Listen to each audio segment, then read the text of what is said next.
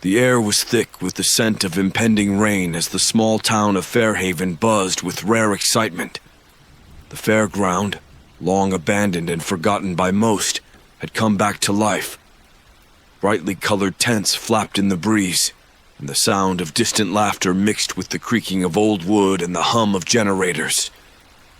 Children dragged their reluctant parents toward the cotton candy stands, while teenagers huddled together, daring one another to ride the most terrifying attractions. Among the crowd, a group of friends, Cassie, Luke, Sarah, and Jake, stood near the entrance, eyes wide with wonder and curiosity. They had heard the stories, of course, whispered in hushed tones by older siblings and parents who had grown up in Fairhaven. The tales of the accident that had shut the fairground down decades ago, the tragic deaths that had stained its history. But to them, those were just ghost stories, meant to spook kids away from exploring the dilapidated ruins. Yet, here it was, resurrected from the past, as though nothing had ever happened. "I can't believe they finally reopened this place," Sarah said, her voice tinged with excitement. Her dark hair fluttered around her face as the wind picked up, carrying with it a faint, almost imperceptible whisper.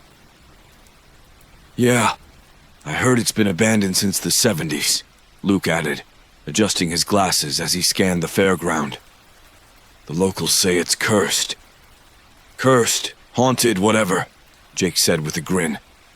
"It's just a bunch of old rides and bad luck. I say we find the scariest one and see if it lives up to the hype." Cassie, the quietest of the group, felt a chill run down her spine as she looked around. There was something about this place that felt off. The air seemed heavier here, the shadows longer. She shivered and pulled her jacket tighter around her, but she couldn't shake the feeling that something was watching them.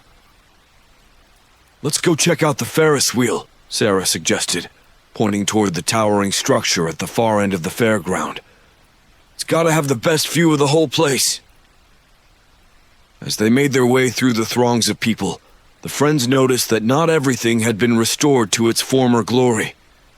Some rides stood dark and silent, their paint chipped and faded, their mechanisms rusted from years of neglect. One such ride caught Jake's eye, a large, circular contraption with wooden seats suspended from thick metal chains. "What about this one?" Jake said, his voice tinged with excitement as he jogged over to the ride. The sign hanging above it read "The Whirl," though the paint was so faded it was barely legible. Cassie hesitated as they approached, her unease growing. The ride looked ancient, far older than the others, with intricate carvings of snarling beasts and weeping angels etched into the wood. It was as if the ride itself was a relic from a bygone era, something that should have been left to rot. "I don't know, guys," she murmured, staring up at the cracked faces of the angels. "This place gives me the creeps." "Come on, Cass," Jake teased, already climbing into one of the creaking seats. "Where's your sense of adventure?" Sarah and Luke exchanged a glance, then followed Jake's lead, choosing seats beside him. Cassie remained rooted to the spot, her heart pounding in her chest. The wind picked up again, carrying with it that same whispering sound, like voices just out of earshot. "Cassie, it's fine," Luke called out, noticing her hesitation. "It's just an old ride. We'll do this one, then hit the Ferris wheel, okay?" Reluctantly, Cassie nodded and climbed into the last remaining seat. As soon as she was strapped in, the ride operator, an old man with deep-set eyes and a weathered face, appeared from the shadows. He looked at each of them with an intensity that made Cassie's skin crawl. "Y'all better hold on tight," he said in a gravelly voice. "This one's got a mind of its own." Before any of them could respond, the ride jolted to life. The chains rattled and groaned as the seats began to spin, slowly at first, then faster and faster until the world around them blurred. Cassie gripped the cold metal bar in front of her, her knuckles turning white. The wind roared in her ears, drowning out the sounds of the fairground. For a moment she felt as though they had been lifted off the ground entirely, suspended in midair by some invisible force. And then, just as suddenly as it had started, the ride stopped. The world came back into focus, but something was different. The lights of the fairground had dimmed, and the cheerful sounds of music and laughter were gone, replaced by an eerie silence. Cassie blinked, trying to shake the disorientation from her mind. "Guys, something's wrong." The others looked around, their faces pale with confusion and fear. The fairground was no longer bustling with life. It was empty, devoid of any sign of the crowds that had been there just moments ago. And then they heard it. The distant sound of a child's laughter, high-pitched and unnatural, echoing through the deserted fairground. The whispering winds picked up once more, swirling around them like invisible fingers, sending shivers down their spines. Cassie's heart raced as she met the frightened gazes of her friends. They were no longer in the same fairground they had entered. They were somewhere else entirely, somewhere dark and twisted and filled with unspeakable horrors. And there was no way off the ride. The stillness of the fairground was suffocating. The friends exchanged panicked glances, their breaths quickening as they struggled to make sense of the bizarre transformation around them. Gone were the vibrant colors and flashing lights. Everything now seemed washed out, drained of life, as though the very soul of the fairground had been stripped away. The wooden seats creaked ominously as the ride gave a sudden lurch, jerking them back into motion. But this time, the sensation was different. The air was thick with an oppressive heaviness, and the ride's movement was sluggish, almost reluctant, as if it were being dragged through molasses. "What the hell is happening?" Jake muttered, gripping the safety bar so tightly that his knuckles turned white. "I don't know," Sarah whispered, her voice trembling. She leaned forward, trying to catch a glimpse of the ground below, but all she could see was a swirling mist, thick and impenetrable, encircling the ride like a noose. Cassie's heart pounded in her chest as the ride creaked and groaned, slowly building speed. The world around them blurred once more, but this time it wasn't the same dizzying rush of color and light. Instead, the surroundings melted into a ghostly landscape where shadows twisted and danced, taking on shapes that were disturbingly familiar yet horribly distorted. The ride picked up speed, the chains clattering with a life of their own. Cassie felt the seat beneath her shake, as if trying to dislodge her. The sensation of being watched returned, stronger than before, prickling the back of her neck like needles. And then, out of the mist, they began to see them. Faint, translucent figures, their features contorted in expressions of pain and despair. They hovered just beyond the edge of the ride, their eyes hollow, their mouths open in silent screams. Luke gasped, pointing with a trembling hand. Look at them!" The figures grew clearer as the ride spun faster, each one dressed in old-fashioned fairground attire. Striped shirts, tattered dresses, top hats covered in dust. Their bodies were bent at unnatural angles, as though broken by some terrible force. "These are the victims," Cassie whispered, her voice barely audible over the creaking metal. "The ones who died in the accident." As if in response to her words, the ride gave another violent jolt. The mist parted briefly, revealing a nightmarish scene below. A shattered carousel, its horses mangled and burnt, surrounded by bodies twisted in grotesque positions. The ground was scorched black, as though the very earth had been seared by flames. Cassie's breath caught in her throat as she saw them. Children no older than 10 or 11, their lifeless eyes staring up at her. Their faces were smeared with soot, their limbs bent in ways that made her stomach turn. They were the ones who had perished in the fire that had destroyed the fairground all those years ago, the tragedy that had been buried by time and forgotten by most, but not by all. The ride seemed to feed off the memory, the spirits of the dead drawn to it like moths to a flame, their torment forever bound to the place where they had met their end. "We have to get off this thing!" Jake shouted, his voice thick with terror. "We have to get out of here!" But the ride only spun faster, the figures growing clearer, their ghostly hands reaching out as if to pull the riders into their world. The whispers grew louder, more insistent, filling their minds with half-heard pleas and accusations. Cassie clutched the safety bar, her knuckles aching from the strain. "What do you want?" she cried out, though she wasn't sure if she was asking the ghosts or the ride itself.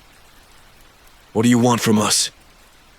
For a moment, the ride slowed, the ghosts hovering closer, their expressions shifting from anger to something else. Desperation. Sorrow. Their mouths moved, but no sound emerged. Yet Cassie could almost make out the words they were mouthing, a plea that sent chills down her spine. "Help us." Then, with a bone-rattling jolt, the ride ground to a halt. The mist cleared, revealing the fairground as it had been moments before, bustling with life, the sounds of laughter and music returning as though nothing had changed. But as the safety bars lifted and the friends stumbled out of their seats, they knew something had. The echoes of the past still clung to them, whispering in the corners of their minds, a haunting reminder that the ride was far from over. The fairground may have returned to its cheerful facade, but they had glimpsed the darkness beneath. And they knew, deep down, that the spirits they had encountered weren't done with them yet. The group's hurried footsteps echoed across the uneven cobblestones as they fled from the whirl, hearts pounding and breaths ragged. The fairground around them had snapped back to life, the garish lights flickering cheerfully once more. But the terror of what they had just experienced clung to them like a shadow. Cassie felt a gnawing sense of dread deep in her gut, the echo of the ghost's silent plea still ringing in her ears. "Did that really just happen?" Sarah asked, her voice shaky, eyes wide with disbelief. "Those people, those ghosts," Luke murmured, almost to himself. "They were real. We saw them." Jake, usually the first to shrug off anything remotely supernatural, was uncharacteristically quiet. His face was pale, his usual bravado stripped away. "We need to get out of here. Now." But as they turned to leave, the fairground seemed to shift around them, subtly but unmistakably. The paths that had seemed so clear minutes ago now twisted in on themselves, leading them deeper into the heart of the fairground instead of toward the exit. Cassie's unease grew as she realized they were no longer in control of where they were going. The fairground, it seemed, had taken on a life of its own. "There's the Hall of Mirrors," Luke said suddenly, pointing ahead. His voice was strained, his eyes darting nervously around. "Maybe we can cut through there and find another way out." Cassie hesitated. The Hall of Mirrors loomed in front of them, a massive, gaudy structure with rows of mirrors stretching into the darkness inside. The thought of stepping into that place, where reflections could warp and twist reality, made her stomach churn. But with no other options presenting themselves, they had little choice. The group pushed open the heavy wooden door and stepped inside.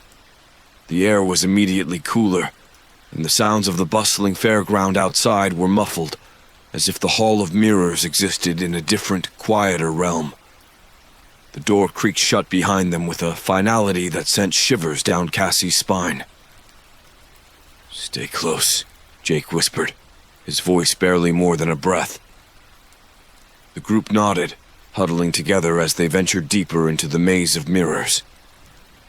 At first, it was just their own reflections staring back at them, slightly warped by the curved glass, but harmless. Yet, as they moved deeper into the labyrinth, the reflections began to shift. The faces in the mirrors twisted, contorting into grotesque versions of themselves, eyes too large, mouths stretched wide in silent screams, skin pallid and corpse-like. "Something's wrong with these mirrors," Sarah whimpered, her voice thick with fear. "Just keep moving," Luke urged, though his voice was taut with his own anxiety. "We have to get through this." But the mirrors seemed to stretch on endlessly, the path twisting and turning until they were hopelessly disoriented. And then the reflections began to change, no longer just twisted versions of themselves, but other figures, ghostly and half-formed. The faces of the dead they had seen on the ride began to appear in the glass, their expressions a mix of anguish and accusation. Cassie's breath caught in her throat as she saw them. Those same children, their eyes hollow and accusing, their lips moving silently in the reflections. She could almost hear their cries, faint but persistent, like a terrible lullaby. "Help us," they seemed to say, over and over, the words forming soundlessly in the glass.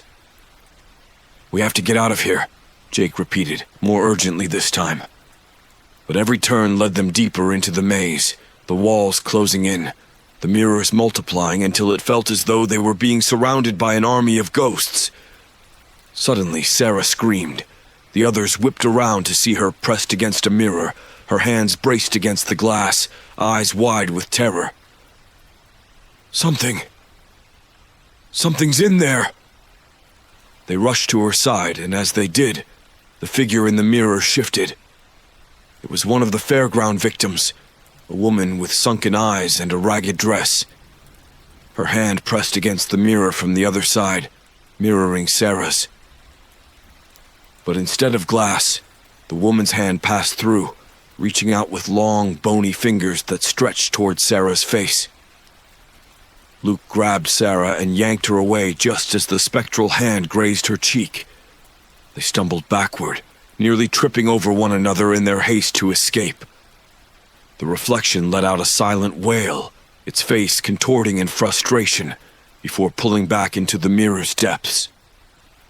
"We're being hunted," Cassie realized, her voice trembling as the truth settled over her.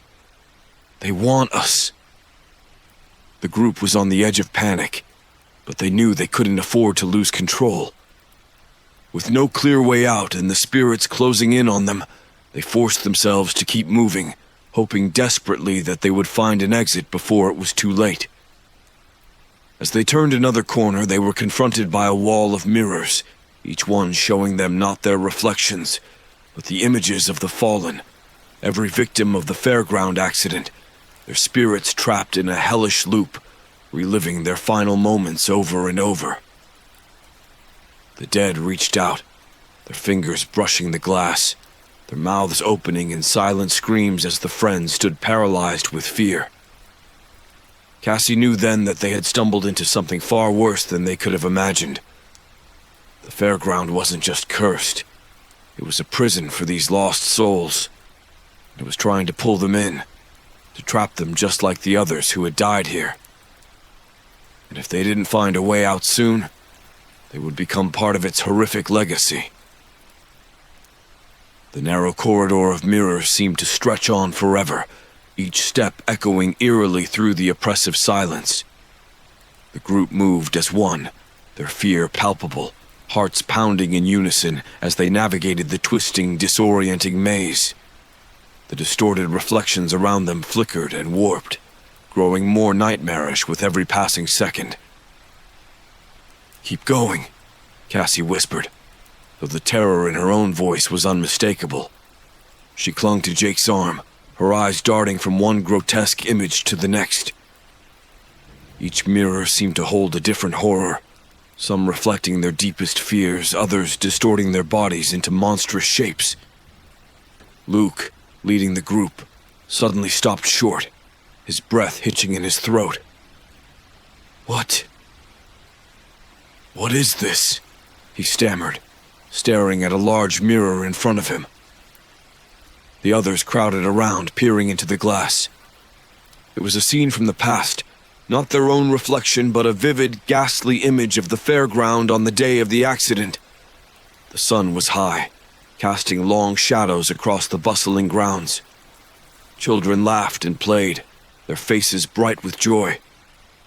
But beneath the surface, there was something terribly wrong. In the background, the ride that had become the whirl was spinning wildly, faster than it should have been. The wooden seats creaked and groaned under the strain, the chains rattling ominously. Then, without warning, the ride broke free from its supports, the heavy structure collapsing in on itself with a deafening crash. Screams filled the air as people scrambled to escape the destruction, but it was too late for many. Bodies were flung through the air like ragdolls, their faces twisted in terror, their limbs broken and mangled as they hit the ground. Cassie gasped, her hand flying to her mouth as the mirror replayed the horrific moment. The images were so vivid, so real. It felt as though they were right there, watching the tragedy unfold. The air was thick with the acrid stench of smoke and blood, and the sound of panicked cries echoed in their ears. "This is what happened," Sarah whispered, her voice trembling. Tears welled up in her eyes as she watched the chaos unfold, the mirror trapping them in that moment of horror. This is why the Fairground closed, why it's cursed. But the scene in the mirror didn't end with the accident.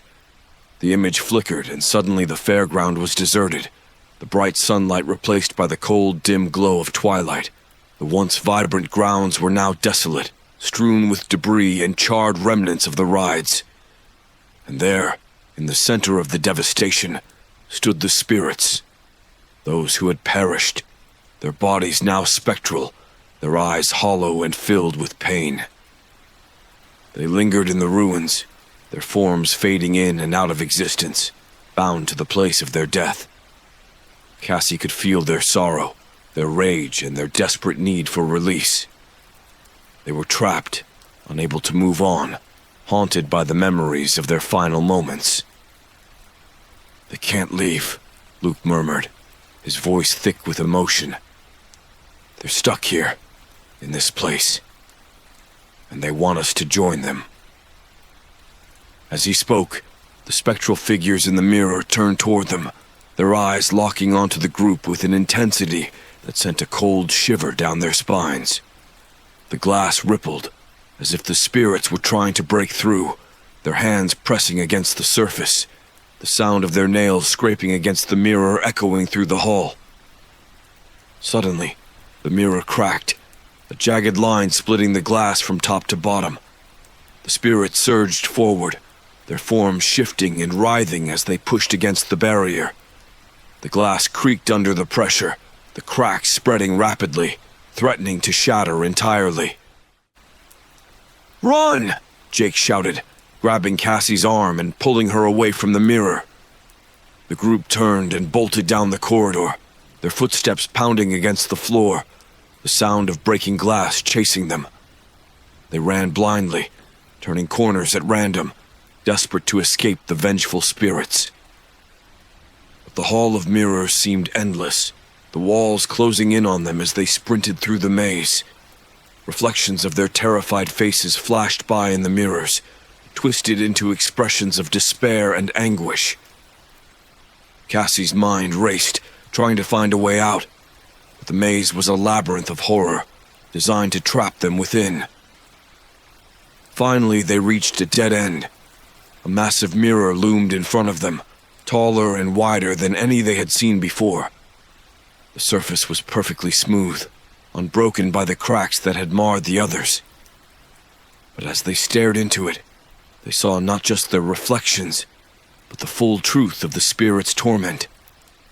The mirror showed them trapped, just like the ghosts they had seen, It showed them succumbing to the same fate, lost within the fairground, their souls tethered to the cursed rides, unable to escape. "This can't be it," Sarah whimpered, tears streaming down her face. "We can't let this happen to us." Cassie stepped closer to the mirror, her reflection staring back at her with a look of determination. She could see the fear in her own eyes, but beneath it was something else. Resolve. "We won't let it," she said, her voice steady. "There has to be a way out. We just have to find it." But as she spoke, the mirror began to ripple, the surface distorting as the spirits pressed against it from the other side. Their ghostly faces twisted in anguish, their mouths opening in silent screams. The glass began to crack, spiderwebbing from the edges as the pressure mounted. "We have to go," Luke urged, pulling Cassie away from the mirror. "Now!" They turned and ran, the sound of shattering glass echoing behind them as the mirror finally gave way, the spirits pouring out into the hall, their wails filling the air. But the group kept running, driven by the desperate need to escape the nightmare they had stumbled into. The fairground was alive with the echoes of the past, and if they didn't find a way out soon, they would become just another part of its tragic history. The hallway of mirrors seemed to close in behind them as they ran, the broken glass crunching underfoot as the echoes of shattering mirrors filled the air. They didn't dare look back, fearing the vengeful spirits that had been released from their glass prisons. Cassie's heart pounded in her chest as they finally burst through an exit door, stumbling out into the open air of the fairground. But their relief was short-lived.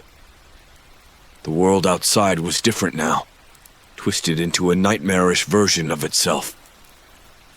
The once cheerful lights of the fairground were now dim, casting eerie, flickering shadows that danced ominously across the cracked pavement.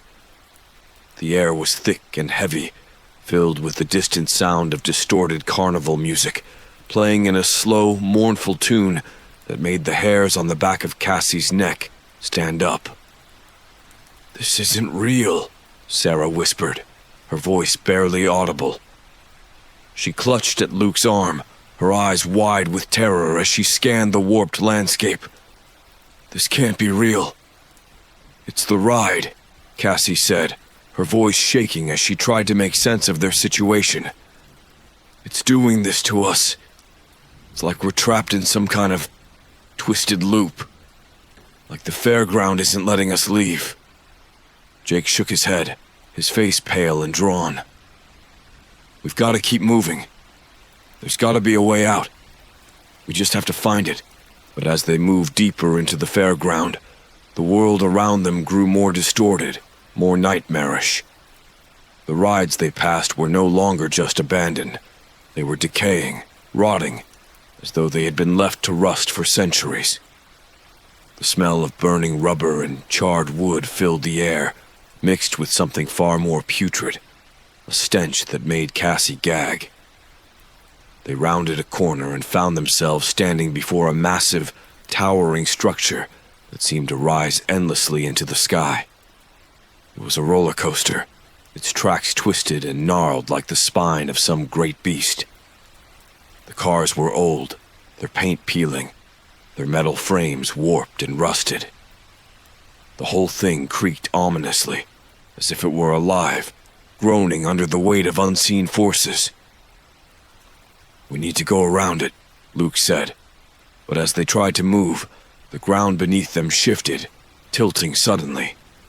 They stumbled, struggling to keep their balance as the fairground itself seemed to tilt with the roller coaster, the ground pulling them closer to it like a magnet. "Look!" Sarah cried, pointing to the top of the roller coaster. Far above them, barely visible in the dim light, were the shadows of figures seated in the cars. But these weren't ordinary riders. Their forms were gaunt, skeletal, their heads bowed as if in eternal torment. Their hollow eyes glowed faintly, staring straight down at the group with an intensity that made Cassie's blood run cold. "It's them," Jake whispered, his voice trembling. "The ones who died. They're still riding it." As if in response to his words, the roller coaster roared to life, the cars clattering along the twisted tracks with a sound like bones grinding together. The ride began to move, the cars plunging down the steep drop at an impossible speed. The ghostly figures were flung back and forth in their seats, their mouths opening in silent screams as they were carried through loops and twists, over and over again. The ground beneath the group trembled as the roller coaster barreled toward them, the air filled with the sound of metal scraping against metal. The shadows of the ghostly riders seemed to reach out toward them, their twisted hands grasping at the air, as if trying to drag them onto the cursed ride. "We have to move," Cassie shouted, pulling the others with her as they tried to escape the pull of the ride.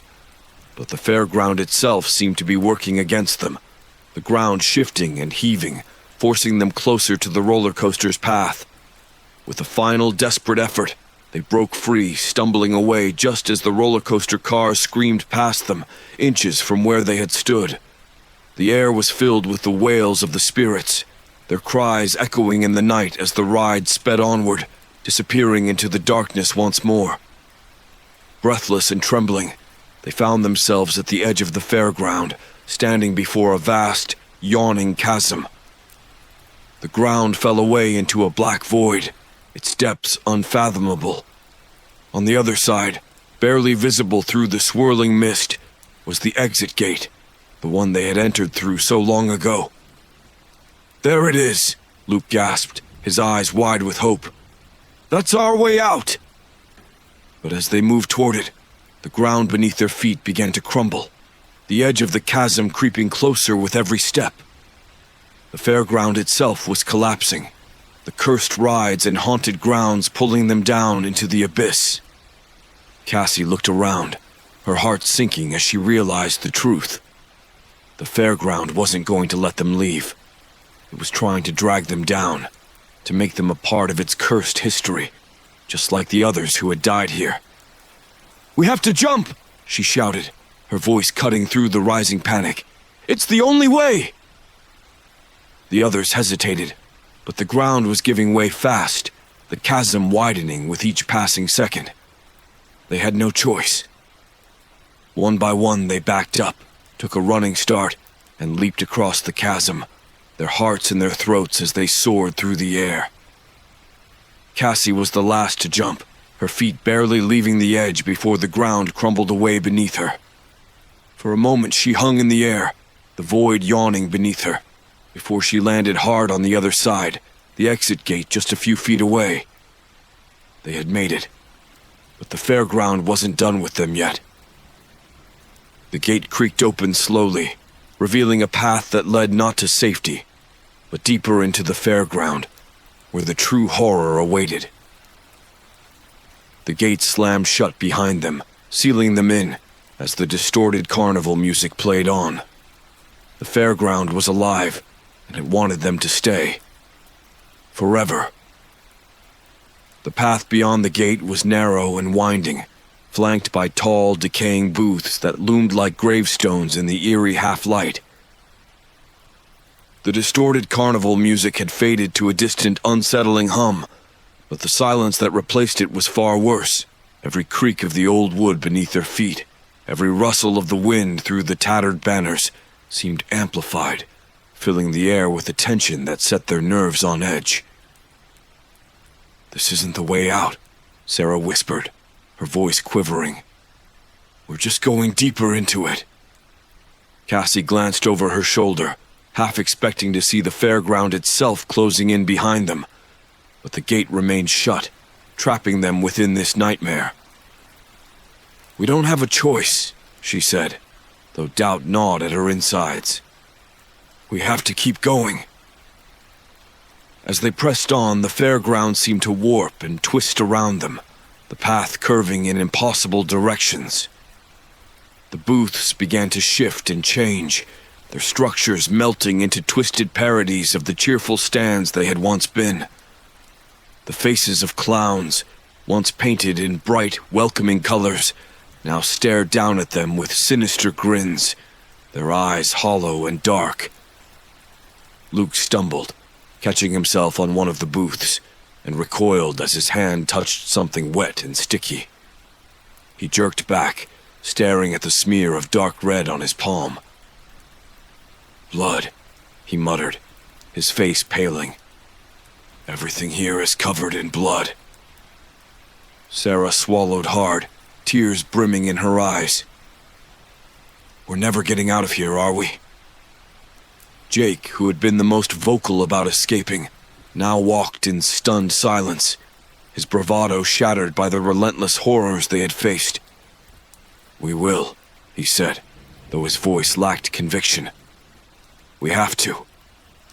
But even as he spoke, the path before them narrowed further, the sides closing in like a vice. The air grew colder, and the ground beneath them felt unstable, as though it might collapse at any moment. The walls of the path seemed to pulse, as if alive, drawing them inexorably toward whatever awaited them at the end. And then, as they rounded a final bend, they saw it. A vast, crumbling structure that seemed to rise out of the very earth, its crooked spires reaching into the darkened sky.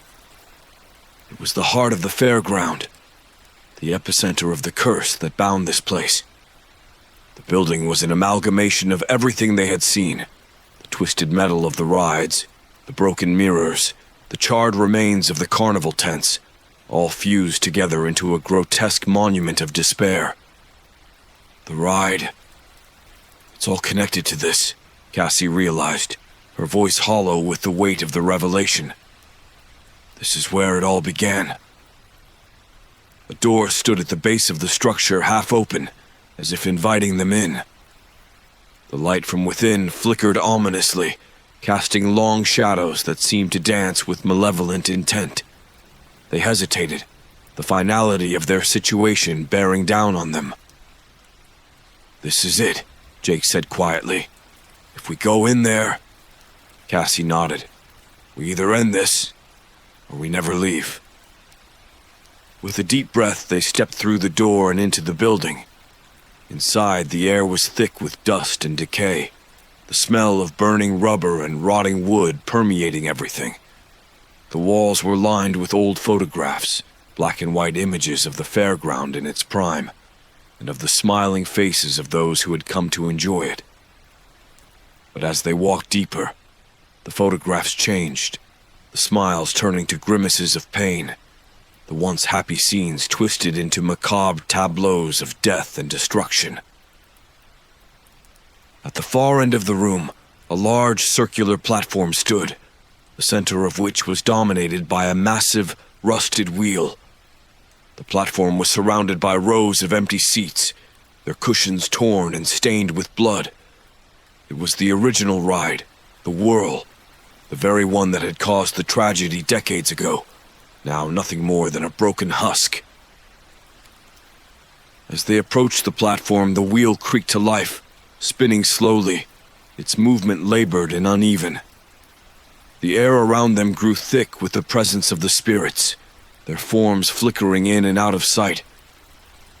The whispers returned, louder now, almost frantic, as if the ghosts were trying to communicate something crucial. Cassie stepped forward, her heart pounding. "What do you want?" she called out, her voice echoing through the chamber. "Why are you doing this to us?" The wheel slowed, then stopped altogether, and for a moment, the whispers ceased. Then, from the darkness, a figure emerged, a woman, her face gaunt and pale, her eyes sunken and lifeless. She was one of the victims, dressed in the tattered remains of what had once been a beautiful gown. Her gaze fixed on Cassie, and when she spoke, her voice was a rasping whisper. "End it," the woman said, her tone filled with sorrow. "End the ride. Free us." Cassie's breath caught in her throat. She understood now. The spirits weren't just tormenting them. They were trapped, bound to the cursed fairground by the same force that had claimed their lives, and they wanted release. "We have to destroy it," Luke said, his voice firm. "The ride, the fairground, it's all connected. If we destroy the wheel, we might break the curse. But how?" Sarah asked, her fear giving way to determination. "How do we destroy something like this?" Jake looked around, his eyes landing on an old, rusted lever at the side of the platform. "Maybe this," he said, moving toward it. "It might be the emergency brake, or the kill switch." With a nod from Cassie, Jake grabbed the lever and pulled with all his might. The lever groaned, resisting at first, then suddenly gave way with a loud snap.